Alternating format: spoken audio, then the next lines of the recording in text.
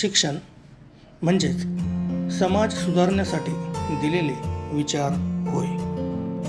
कर्मयोगी आबासाहेब काकडे यांचे कार्य हे केवळ इतिहास नाही तर भविष्याला विचार देणारा प्रकाश आहे.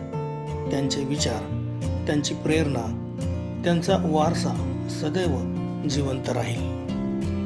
9 ऑक्टोबर 1978 रोजी आबासाहेबांचे निधन झाले.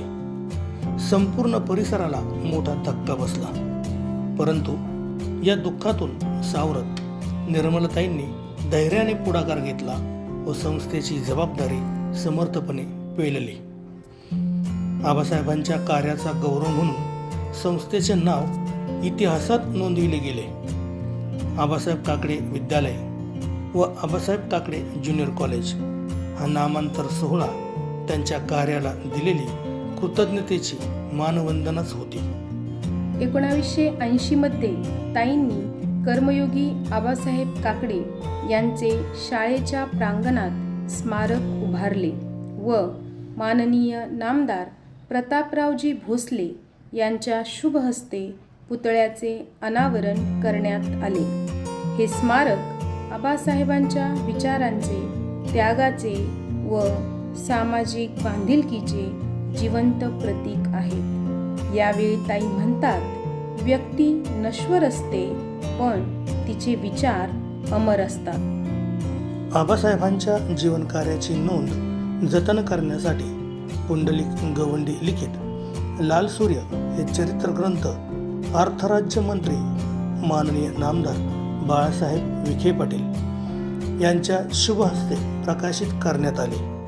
त्यांनी आपल्या भाषणात आबासाहेबांच्या कार्याला सूर्याची तेजस्विता लाभल्याचे नमूद केले.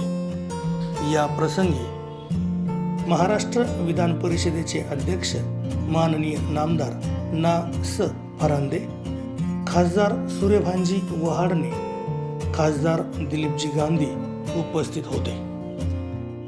लाल सूर्य या ग्रंथाच्या द्वितीय आवृत्तीच्या प्रकाशन सोहळ्यास प्रख्यात शिक्षणतज्ज्ञ, लखनौ विद्यापीठ व स्वामी रामानंद तीर्थ मराठवाडा विद्यापीठाचे माजी कुलगुरू डॉक्टर सर्जेराव निमसे तसेच प्रसिद्ध व्याख्याते प्राध्यापक नितीन बानगुडे पाटील, डॉक्टर पुरुषोत्तम भापकर, विभागीय आयुक्त औरंगाबाद आदी मान्यवर उपस्थित होते.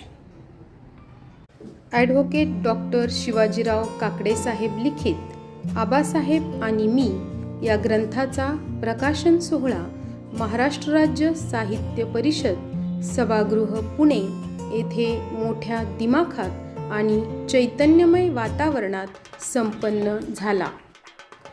विधान परिषदेचे सदस्य माननीय माजी आमदार उल्हासदादा पवार यांच्या शुभ हस्ते ग्रंथाचे अनावरण झाले. या प्रसंगी अध्यक्ष डॉक्टर श्रीपाल सबनीस, सावित्रीबाई फुले विद्यापीठाच्या अभ्यासक्रम मंडळाचे तत्कालीन अध्यक्ष माननीय डॉक्टर शिरीष लांडगे, डॉक्टर अशोकराव शिंदे उपस्थित होते.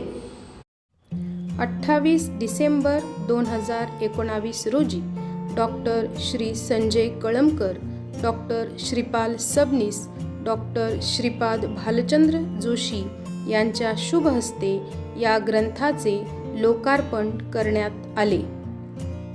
या ग्रंथाचे लेखक ॲडव्होकेट डॉक्टर शिवाजीराव काकडे साहेब यांनी आपल्या भावना व्यक्त करताना आबासाहेबांच्या स्मृती व या ग्रंथाच्या प्रवासावर प्रकाश टाकला.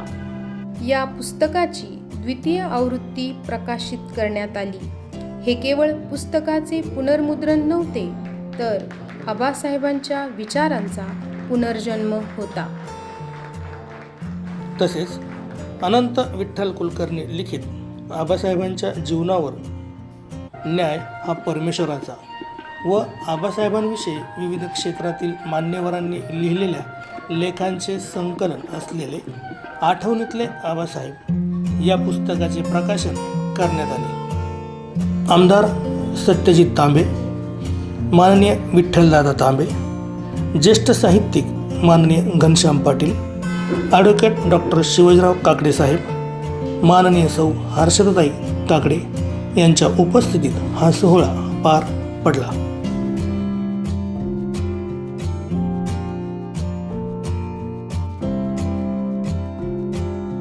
स्वर्गीय निर्मलाताई काकडे यांच्या संघर्षमयी जीवनावर आधारित डॉक्टर यू म पठाण लिखित लेख सावित्रीची या चरित्रग्रंथाचे 9 ऑक्टोबर 2012 रोजी महाराष्ट्र राज्य भाषा साहित्य मंडळाचे अध्यक्ष आणि डॉक्टर बाबासाहेब आंबेडकर मराठवाडा विद्यापीठाचे माजी कुलगुरू डॉक्टर नागनाथ कोतापल्ले व अनाथांची माय म्हणून ओळखल्या जाणाऱ्या ज्येष्ठ समाजसेविका माननीय सौ सिंधुताई सपकाळ यांच्या हस्ते प्रकाशन सोहळा पार पडला. या प्रसंगी मान्यवरांनी आपल्या भाषणातून ग्रंथाची भूमिका स्पष्ट करत काकडे परिवाराच्या सामाजिक योगदानाचे कौतुक केले व निर्मलाताईंच्या त्यागमयी व प्रेरणादायी जीवन प्रवासाला शब्दातून उजाळा देण्यात आला. आबासाहेबांच्या स्मृती जिवंत ठेवण्यासाठी उभारलेले हे स्मारक हे नुसते दगडमातीचे बांधकाम नाही, तर निस्वार्थ सेवा, अढळ विश्वास आणि समाजप्रेमाचे जिवंत प्रतीक आहे. या स्मारकासमोर उभे राहिले की प्रत्येक विद्यार्थ्याला प्रेरणेचा नवा मार्ग सापडतो. खरोखर लाल सूर्य, आबासाहेब आणि मी, आठवणीतले आबासाहेब, न्याय हा परमेश्वराचा आणि लेख सावित्रीची या प्रत्येक पुस्तकातून उलगडतो विचारांचा अमूल्य ठेवा आणि उजळतो समाज परिवर्तनाचा नवा मार्ग. या प्रेरणादायी लेखनातून घडत राहो नवे विचार, नवे स्वप्न आणि प्रत्येकाच्या मनात पेटत राहो ज्ञानाचा अखंड दीप.